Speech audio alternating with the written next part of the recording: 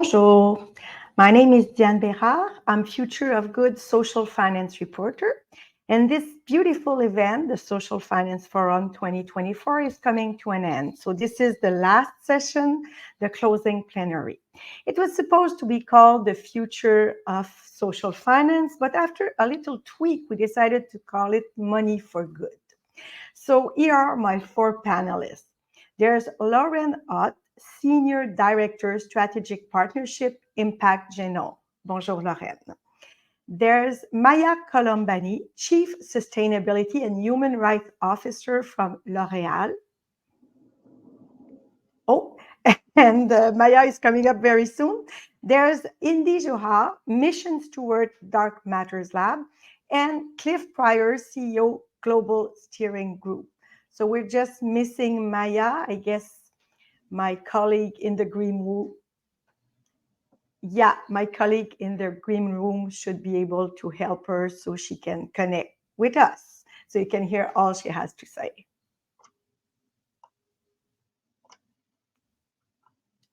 Oh, it seems she's coming up very soon, just a little glitch with the camera. So today we're going to discuss how we can bridge corporate social investment and social finance. So I'll go with the first question and again, Maya can come in. So we're talking about collaboration. So what prevents the corporate social investment world and the social finance world to work more closely together? So who would, like Lauren, you can start. Sure. Hey, everyone. Thank you, Diane. And thank you, Future of Good. So we at Impact Genome, we're a social impact registry. So we have social impact programs that report into our registry every day globally. And what's interesting in terms of what we see is that there isn't a unwillingness to work together from social finance investments, the ESG space to the CSR space. But what we do see is that there is not a lack of interest, but instead a lack of standardization. And a lack of standardization across ratings, a lack of standardization in terms of the information that folks are computing. So what's really fascinating is that when we take that veil aside and look to understand what is the impact that someone is looking to create or has created, it's not a lack of interest and it's not a friction, but instead it's actually just communication and giving the tools to be able to communicate across all portfolios. Thank you, Lauren. Indy, what would be your take on that? What prevents more collaboration or working more closely together? From my perspective, there's at least two major issues. One, I think social investment is not working at the right scale of managing strategic risks. So if you look at corporate balance sheets and the strategic risks that we're starting to face, I think social investment is not working at the right scale. I don't know of many, for example, impact investments in mining. I don't know of many impact investments in micronuclear. So what we're seeing is the gap between where social investment is operating and what is the strategic risk that corporations are facing. That's one dimension. And the second dimension that I'd say is that we also see a massive gap between actually the balance sheets of corporations not accruing the risks that they're facing in terms of both geopolitical and climate breakdown risks and other forms of social risks. So without those risks being on the balance sheets of corporations, their ability to do corporate investment as a means to manage and hedge those risks is marginalized. So I would say there's two problem spaces right now, but we are starting to see movement. And I think we're starting to see, whether it's the electrification of cities or green infrastructure of cities, you're starting to see new forms of alliances being made on pooled corporate balance sheets, looking at critical shared infrastructures or impact infrastructures for public good as a key part of their investment strategy. So I think there's spaces emerging which are starting to look at those opportunities. Thank you, Indy. Maya, I'd like to hear from you. What prevents more collaboration, working more closely between the corporate social investment space and the social finance space? So the point is always to find the good intersection with what is good for the business and what is good for the society. But when you want to build a sustainable business, you have to invest for your society. So, for example, in L'Oréal Canada, we truly think that we have the responsibility to contribute with the society. So for us, all the investment we do in our value chain is always linked with a positive impact for nature or for people. For example, even though the ingredient we are buying or the sourcing we are doing, we always try to find a way to redistribute to the community. I can give you a concrete example. For example, in L'Oréal, we use a lot of natural ingredients. We have 65% of natural ingredients in our full formula. And what we do, it's, for example, one of these top 10 ingredients we are using is the shea butter. And the way we extract it is good for people. We extract the shea butter with women community in Burkina Faso, respecting the fair trade principle, but also developing the company and helping them to decarbonize all their process of extraction. So, in fact, the finance for good is the business for good.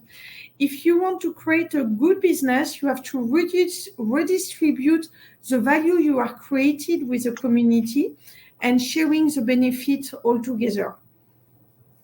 Thank you, Maya. Cliff, what's your take on that? What prevents more collaboration? Yeah, I'm pretty positive on this actually, and I think what Maya was saying is really fantastic work, and we have seen over the last few years a shift from CSR, which was just sort of a little bit scattergun, just let's do a little bit of stuff for our local population, to something that is much more about corporate social action. So you're using the core skills of the company, whatever company it is, to actually make social and climate goods, and that's been a really big change, a substantial change. Simple philanthropy is very valuable and very flexible for NGOs, but overall, a company's skills and capabilities it's always going to be more value. And then you start seeing companies creating a more systemic approach. IKEA would be a really good example of that. You can bring back things that you no longer want, and instead of it just going into waste, it will go into proper processing. That kind of circularity is starting to come along. Indy mentioned mining. I think what is starting to happen now is that companies that work on long-term delivery now have to take on climate issues, because if you're doing a 10-year mining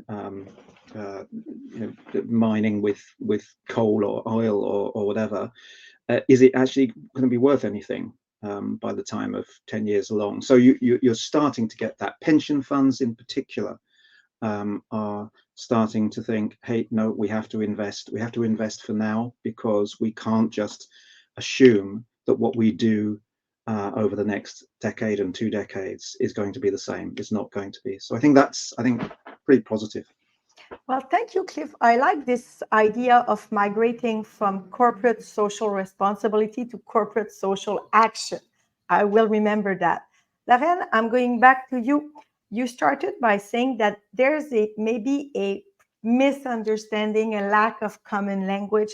So what do you think, all of you, that the other side should know about your challenges that would help working together? Because sometimes it's what you don't know about the other, it's not what you know, that prevents collaboration. So what do you think, Lauren? What should be known from both sides that isn't known? I think that's a great point, and not just known on the funder end, but also when we think about the actual impact producers. So the folks who are out doing the work, whether they're an enterprise or a nonprofit, they want access to that impact data as well, and being able to not just understand what are the outcomes being produced, but what are the activities and the components of these programs that are helping to actually achieve this. And because, and we at Impact Genome Registry, we're a registry of standardized impact programs, we can not only understand what is that commonality in terms of the outcomes that are happening and use that common language, but we can also understand, well, what works. If we know that this housing program is far successful because we can benchmark across their peers and see that they're having great success, is there something within their program that we can determine is helping them to get there? And we can then apply that across other programs instead of having to go in it alone. So we see so many organizations who are industry leaders within their own space trying to recreate some type of evaluation or impact measurement within their own organization. And they don't need to be a nonprofit evaluator or a social impact measurement instructor, but instead they can actually use the tools that exist across and help to alleviate this burden, not only within their own organization, but sector-wide across the nonprofits and social enterprises too, and providing them that access and that tool and technical assistance is really what's needed. Thank you, Lauren. Indy, what should circulate as information from one side to the other to help those collaboration that you see emerging? Look, I think that the part I struggle with is I'm not sure we're being real about the scale of the challenge. So I think both sides are slightly delusional right now. So if you look at the scale of the challenge that we're talking about, where we're currently heading to 2.7 to 3.1 degrees temperature rise, this will mean we will lose one of the major food baskets in the world by 1.7 degrees. Quite a lot of the planet becomes uninhabitable. Most corporations are actually on a trajectory to maybe 5 degrees, not 2.7. And remember, 2.7 means 5 degrees land, 8 degrees urban, and all sorts of systems failure. So I think what my worry is that we're sort of becoming complicit in preserving the current system, when the current system is almost certainly likely to self-terminate us. So when we talk about money for good, we have to recognize that currently most capital is money for self-termination. Most capital. And what is it? Something like 80% of businesses, maybe 78% of businesses are actually net extractive rather than regenerative. So they won't exist if they carry on extracting. And we're not talking about marginal variations of the business models. We're talking about 95% variation of the business models. So the one thing I want to say is that we just have to be careful to recognize what the goal space is and not just look at the matching of the two problem space. We're going to force the scale of restructuring of our businesses equivalent to World War II rebuild of American businesses that happened after World War II. 50% of the economy had to be rebuilt out of the war economy into a new economy. Simultaneously, our theory of impact is going to have to scale in a way that at the infrastructure scale of the order we're not talking about. And the financing of this is going to have to be a different class of financing on the table. So I just want to make sure that we as a panel are also operating in the domain space or the problem space that we're talking in. And, you know, we're talking about a new energy economy, a new material economy, a new nutrient economy, a new human machine economy. Those foundations are going to be rebuilt. This is as close to rebuild of core foundational economies as we're talking about. And we're going to have to allocate capital, which is systemically in a new way, in a new class of organizing. So I suppose, yes, we can talk about the matching of these two things, and this would be a nice conversation to have, and we could share experiences of that. But I also think it's really critical. And one of the big problems is that most of, like, what is it, $380 trillion of value is locked in real estate. Data is 4 trillion. We are going to have to be able to move of the order of magnitude monies and value at risk to real estate assets. We're going to have to move a quantum of capital that we're not talking about. So I just want to put that dimension here. I think, you know, L'Oreal and Cliff and Maya and Cliff are doing great work. And I just also want to put in this other dimension in this moment, because I think it would be remiss of us not to talk about the scale problem as well. I guess, indeed, I can relate with that, because in my previous life, I was a business reporter. And the thing about evolving and changing the business model was the hardest conversation to have with my interviewees. Every time I was asking them about how they would transition their business model, their answers were always about tweaks. It was always marginal. It was always about creating another service or another product, but it was never transformative. So I can relate to that. And the problem is 5% variation of carbon doesn't get us home. We're talking about 95% variation. 5% variation of carbon means you do not have a construction industry in Europe, because you haven't got the embodied carbon left in the balance sheets of UK, Australia, Netherlands, Denmark. We just don't have the carbon budgets available to build these stories. So I just suppose I'm going to put that on the table, because I think it is. We have put it. So Maya, let's keep on the conversation. So what about this challenge? Indy says it's not only about working together, it's about recognizing the scale of the problem. So let's continue on that topic, Maya. In fact, at least I think in L'Oréal, we recognize it, because in fact, the way we are consuming, innovating, producing cannot be sustainable anymore.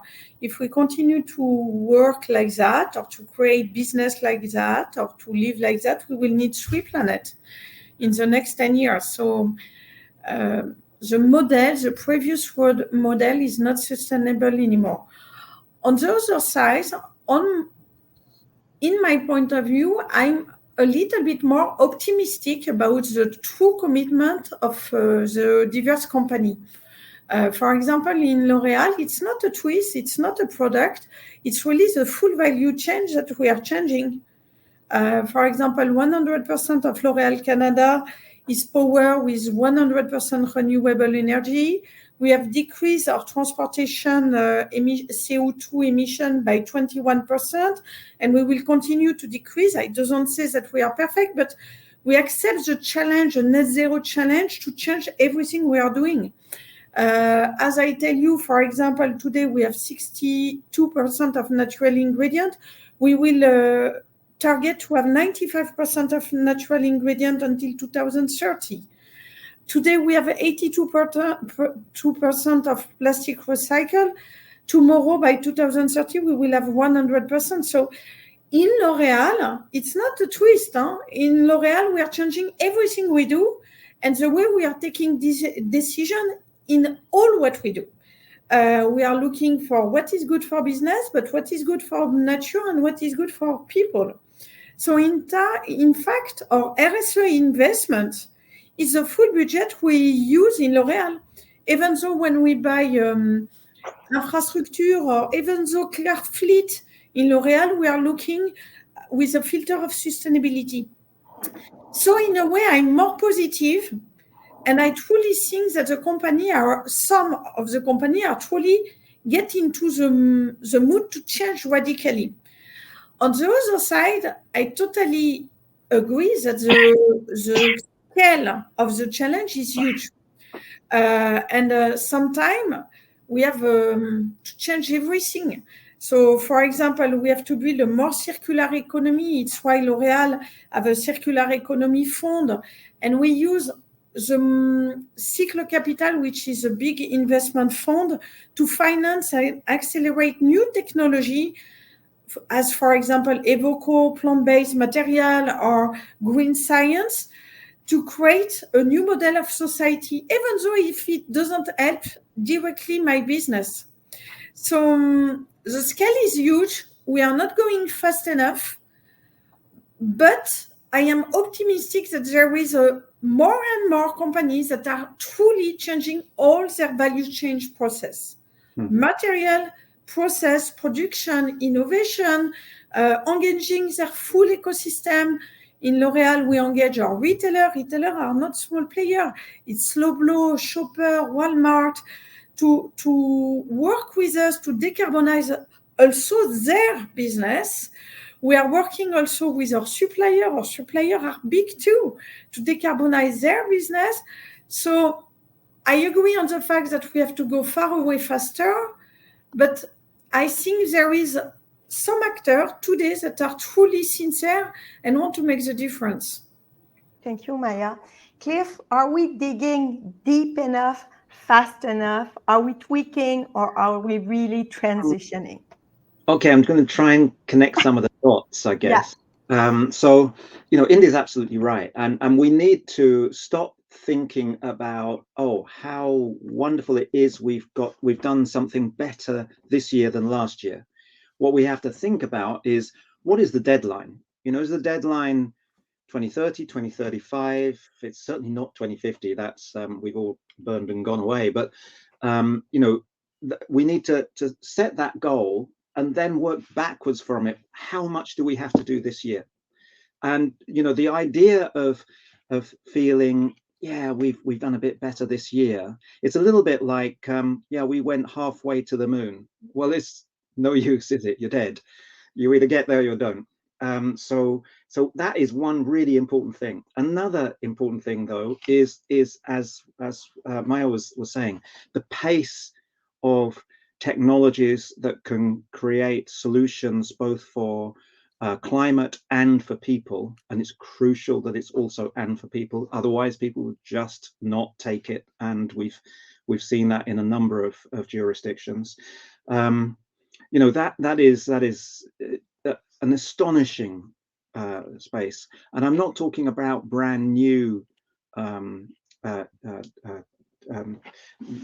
ideas, because you know, it takes 10 to 20 years to get something from start to scale at a price that's affordable. So we're really talking about scaling up the initiatives that were already halfway there. So that's the second part.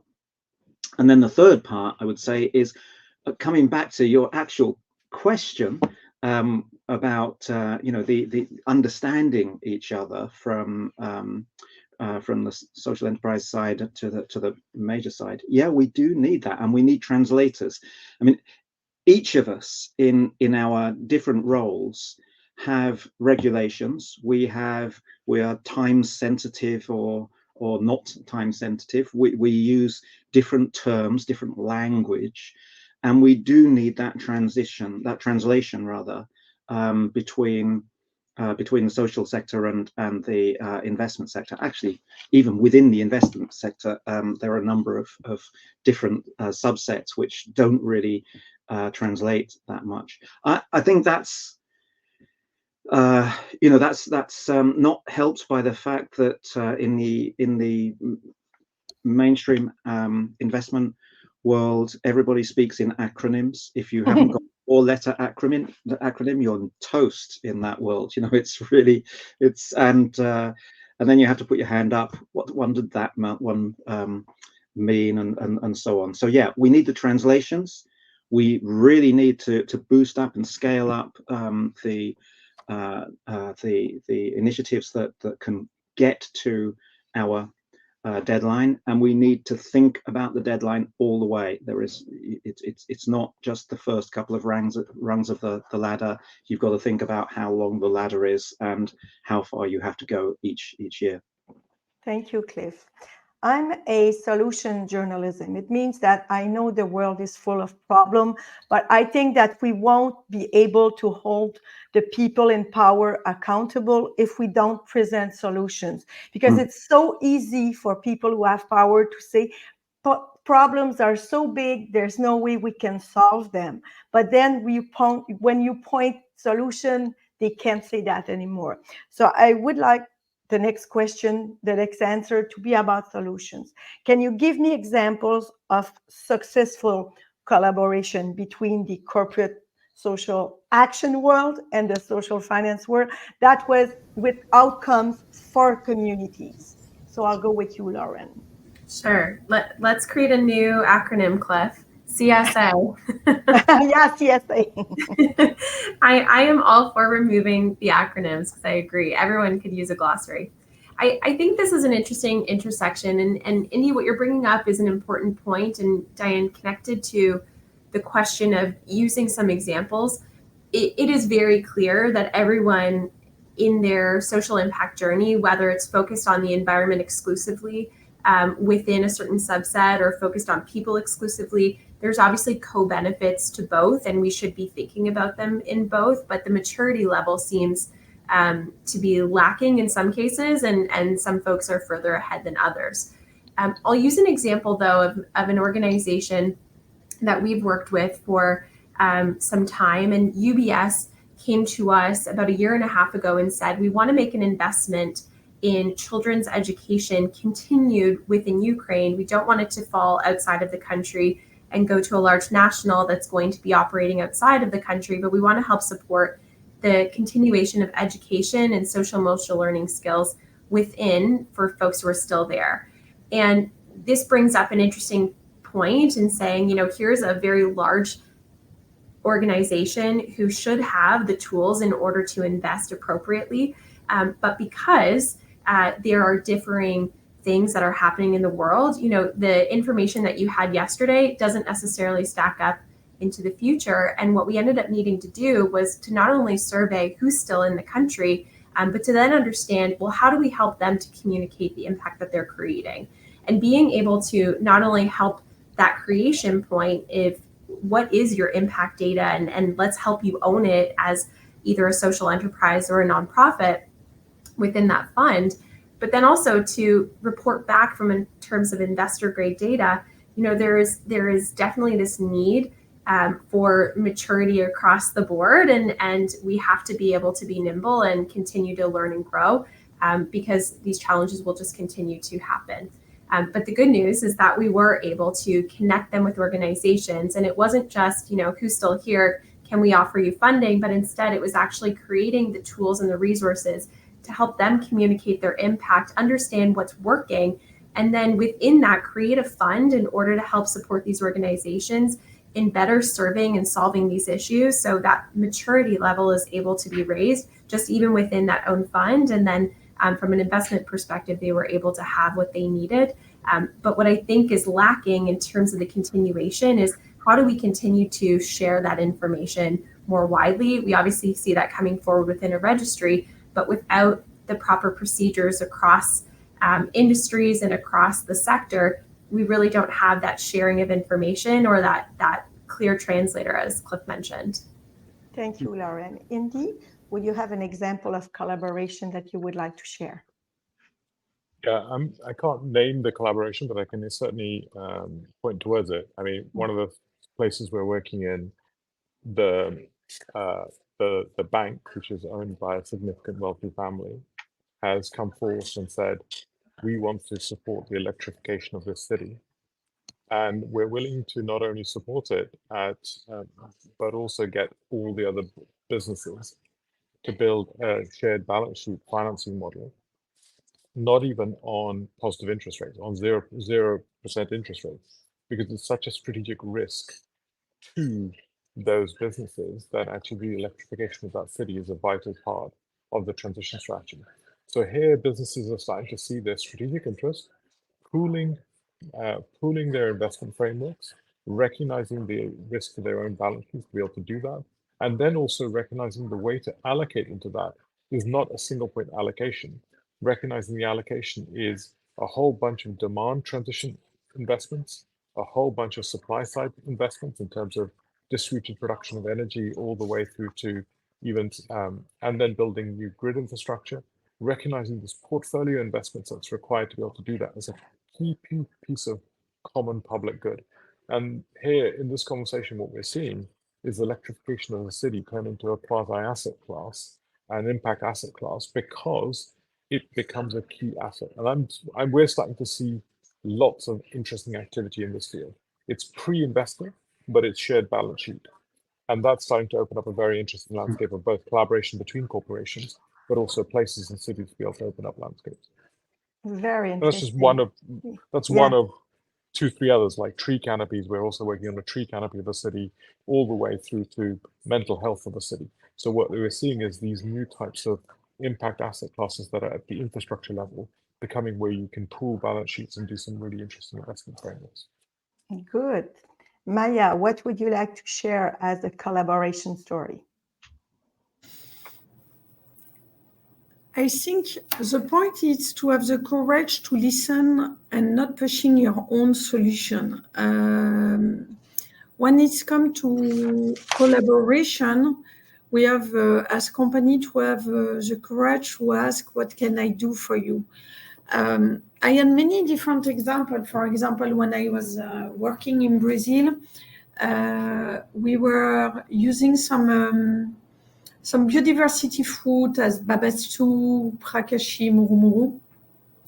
And for us, it was really important to go far away beyond the fair trade principle, which is a minimum, but really working with the community to develop them. And the natural, I will say, reflex that we are used to do, it's always to know or to propose some stuff to the community, whereas the community always know better what they need than us. So I will never forget, I have a concrete example. For example, in the community of Prakashi, in the middle of Amazonia, we wanted to help them with different kind of support, but at the end of the day, I tell all my team we have to ask them what they need. And they tell us that they were looking for a seed dryer because they didn't want to sell us some seeds. They want to improve their process of production in order to create more value by drying their seed and transform their seed into butter in order to have a better product to sell. And I share with my team that the idea was amazing. So in fact, we didn't push for the projects that we imagined for the community. We listened to the community and we support them in their project, listening to what they need. At the end of the day, this community who was selling to me some seed of Prakashi, at the end of the day, she was selling to me butter. So she created value for the full family that was around them, and she created 10 times more value with their process. I have another example, which was about another ingredient. One more time, we wanted to go beyond responsible and ethical sourcing. But this time, I asked since the beginning what they need. And they tell me we need solar panel because we have a lot of snake bits and we are too far from the city. And if we don't have energy to put on the freezer to conserve the remedy from the snake, it can be dangerous for us. I say, okay, we will buy you solar panel and we will buy you, if you want, a boat because they told me they need to have a faster boat in order to reach a big city. So I think the difficulties that most of the company have, it's to listen. So the best project you want to build with someone else, it's to assume that you don't know and ask him, the other party, what can I do to support you and to develop you? And listen to their proposal and build together according to their own need and not pushing what we imagine that they can want or not pushing what they didn't ask us. Thank you, Maya.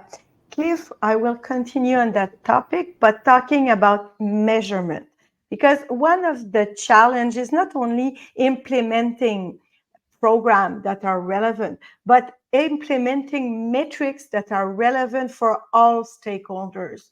So stakeholders on the ground, the community, and the investors. So how can we manage to imagine metrics that are significant, accurate, and meaningful when you have different stakeholders with different needs and set of values? Thank you. I'll give two examples. One of which is a bit of a bridge from what Maya was saying, and then the bigger picture. So the first piece is about development finance, and development finance, generally speaking, finds it very difficult to provide small scale investments, and yet in most developing countries, what you need is SME size finance. And how do you break that? So what our team have been doing in collaboration with 3 countries, Ghana, Nigeria, and Zambia, different solutions to create pools of capital, local pools of capital in the local currency, which is really important for that. The development finance money can come in a big pot. It can go into that wholesale pool of capital, and then the country can take that out with with the right kind of size for SMEs in those countries. The 3 different models for it. One revolves around pensions. One revolves about the government treasury, and the other one is a credit guarantee scheme. But they're all doing the same thing, and that's great. And yes, metrics all the way. We're involved in this, so of course it is. But actually, what we're doing is being alongside the local folk, because the most important thing is that they end up not just with this particular project, but with the confidence and capability of the next project and the next project. And that's a really, really important thing to be doing in Africa. Okay, so then the big change is the change in global finance. What's happening there is a tightening up of impact measurement and management. And the management is really key, because this is not just about measuring when everything's happened. It's too late to worry about that then. This is, being on top of it, being on top of that investment or company all the way through. And we're seeing this measurement, management, regulatory reporting, sustainability requirements from governments and other kinds of jurisdictions. I think well over 15 countries now, not just rich countries. For example, Pakistan has taken on regulatory reporting. And then we get even a next stage, which is changing the accounting system. And obviously, the global accounting system is you can't escape it. And because of that, any change that you make will be potentially huge. And what we're now seeing is the international standards, the ISSB. There you go. It's it's an acronym. So that's the International Sustainability Standards Board, and it's a mandate of the Global Accounting System, IFRS. So because that's global, it will spread. It's at the moment, it's only looking at more at a general level and specifically on climate. The next areas are nature and social factors. And, this is being picked up across the geopolitics. So, the US and China aren't exactly best friends at the moment, but both countries are working on this, and China joined this ISSB 2 weeks ago. And in the longer term, there's even the possibility of putting impact valuation. So the good that you do gets a plus, and the negative that you create with your company or your investment is you have to pay for, and that is really it's a total change in the financial world order. It's my only worry is that it's not going to happen fast enough, but here we are already with some of the biggest countries in the world already taking on this system. So, and this is because this is a global system, one of the things that we've been doing over the last 6 months with GSG Impact is scooting around the global south to make sure that the underdeveloped countries have an understanding of what's happening and have agency and a voice about the design of this new financial world order. So that's a pretty big positive, and really great to see that develop. Well, let's stay bold. So we have 5 minutes, last question. And I said in the beginning that we switch from the future of social finance to money for good. So my question for all of you is, what radical thing do we have to change to transit to a world of money for good? Lauren? Okay, no acronyms, money for good in 5 minutes. I think the future of money for good is not just in a government, although Cliff, highlighting governments that are taking on this type of measure is very important, and we want to see more and more governments, not just national governments, but local governments as well, taking this on. I cringe every time I see a headline of X amount of millions of dollars invested into housing. I want to understand, how many outcomes are you creating? Output dollars don't matter.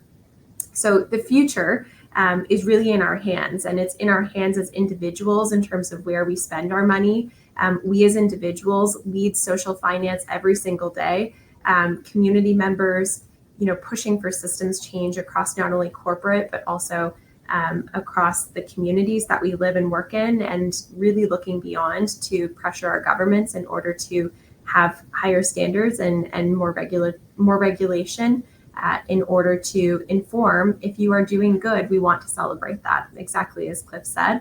I would love to give everyone the thumbs up to say that they have created impact and they should be benefiting from it, because it really is good business sense. And I'm excited to see what happens next. Thank you, Lauren. Indy? I think what Cliff rightly pointed out, I think the scale of change is exactly at the accounting level. And if we could get there fast enough, we might survive. So I want to double down on what Cliff said. I think this is probably one of the biggest things that we need to do. It is not acceptable. The idea of money for bad, let's look at the inverse. Money for bad is not bad. Money for bad is termination. It's self-termination. It's money that's literally killing us. So I think we have to sort of really shift from we're the good guys to make it unacceptable to be the bad guy. And I think it's really important that non-impact organizations are not viable and should not be viable. So I think we need to shift the term frame, because I think we have to recognize currently we're heading towards self-termination and it's no longer acceptable. So I think the reference shift is critical. Second, I think I would like, at a more mundane level, I would like impact investment to move towards impact infrastructure investment, and not 19th century infrastructures of roads and rails, but next generation infrastructures of cities and places, which will be collective intelligence, mental health, intangible infrastructures, all the way through to tree canopies, all the way through to electrification, new material circular supply chains, bioregions, which are generative farming. So I think we're going to need a new class of everyday investment at the infrastructure scale. And I think we have to move impact investment to the infrastructure economy if we're going to make the transition, because this is going to be a key enabling force to that story. So I just double down on what Cliff rightly said, and then actually deliver on this side, because those two things are going to be really critical. Thank you, Indy. Maya? I really like the insight of Indy. I think also we have to go beyond impact investment. For example, in L'Oréal, we have 3 funds for environment, Circular Innovation Fund, 50 million, 12, and finance startup for good. We have 80 million to empower women from all over the world. This is great, but it's never enough. What is more important is to truly shift our way to do business and create value for the society. Being more radical in the value chain transformation, changing the way we produce, we innovate, changing our product, changing the material we use, changing the ingredient we source, changing our relationship with the community. It's not easy, but it's achievable. And as my other friends share, I think we have to create a virtuous circle where the people that are doing good are well recognized and engage the others that are a little bit behind to do so.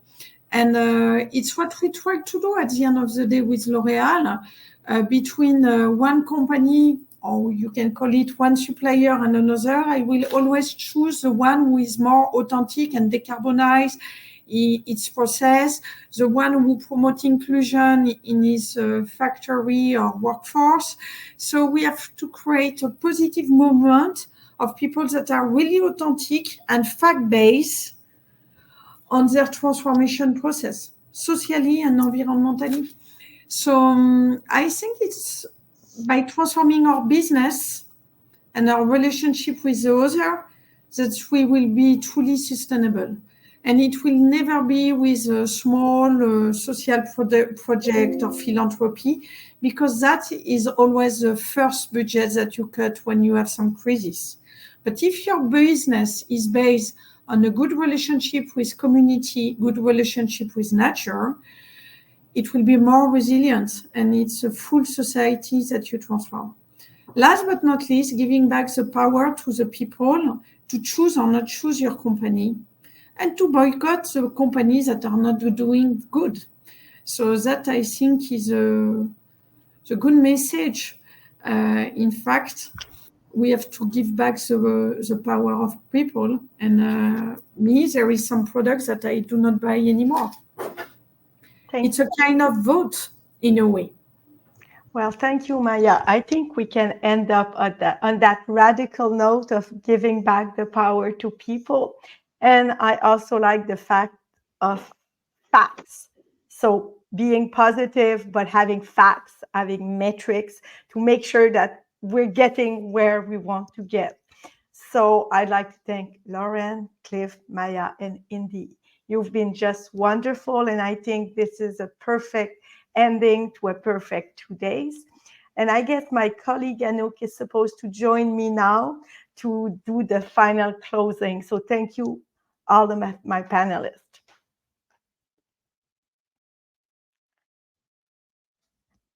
Anouk, your mic is not on. Thank you. Oh my God. I don't know if you want it to be on. I was watching that. That was fantastic. Thank you so much. It was great. Well, we're at the end of 2 days. It's pretty exciting. We'll say thank you to our sponsors and our partners in a minute.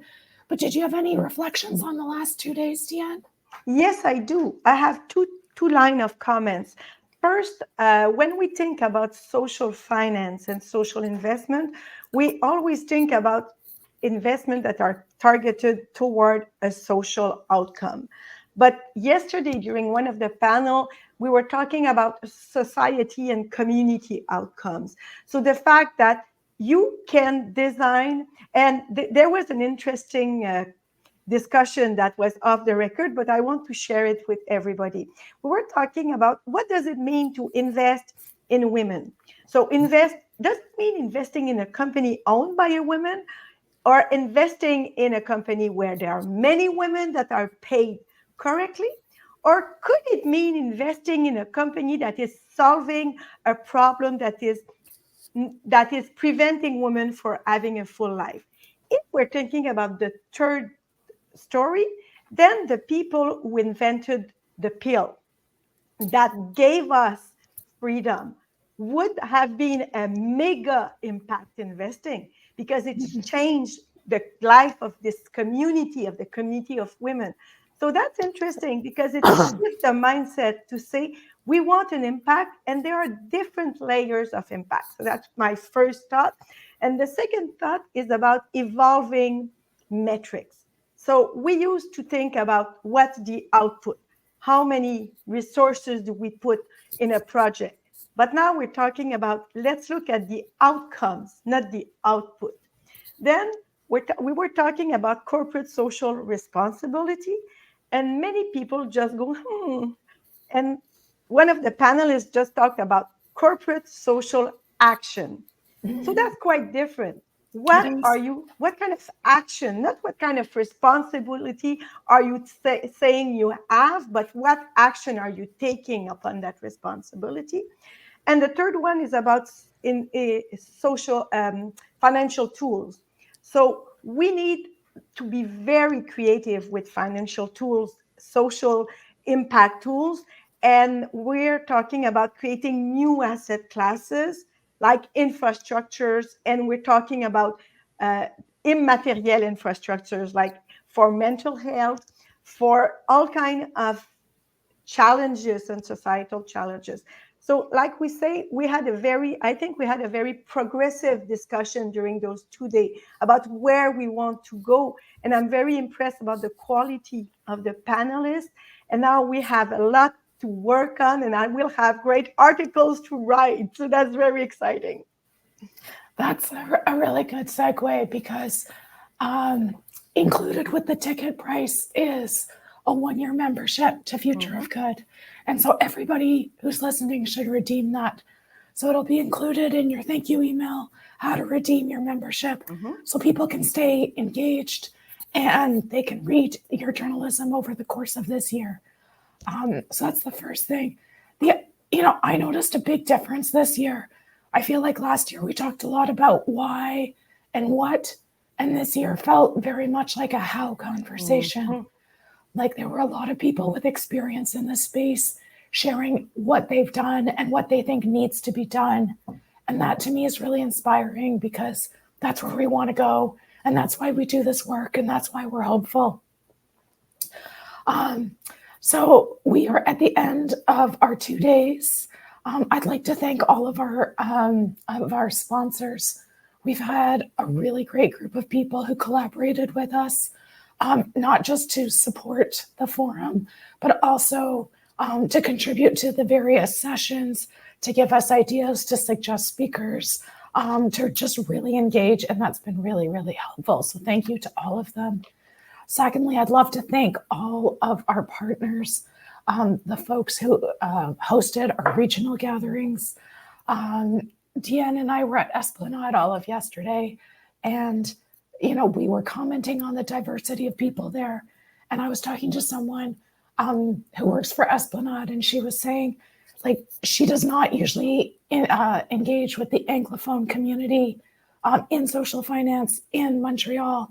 And it's funny how we get into these divisions, and Future Good could never do this on our own. We really need partners to do this work together.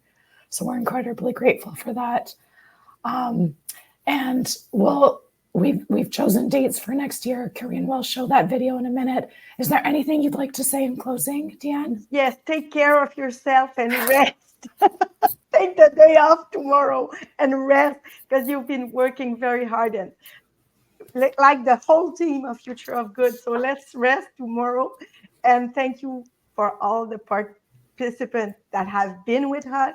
And just think about the fact that everything you saw in the last 2 days is the same content that you see in the magazine. So it's really our universe that we're sharing with you in this event, that we're sharing with you every day in the magazine.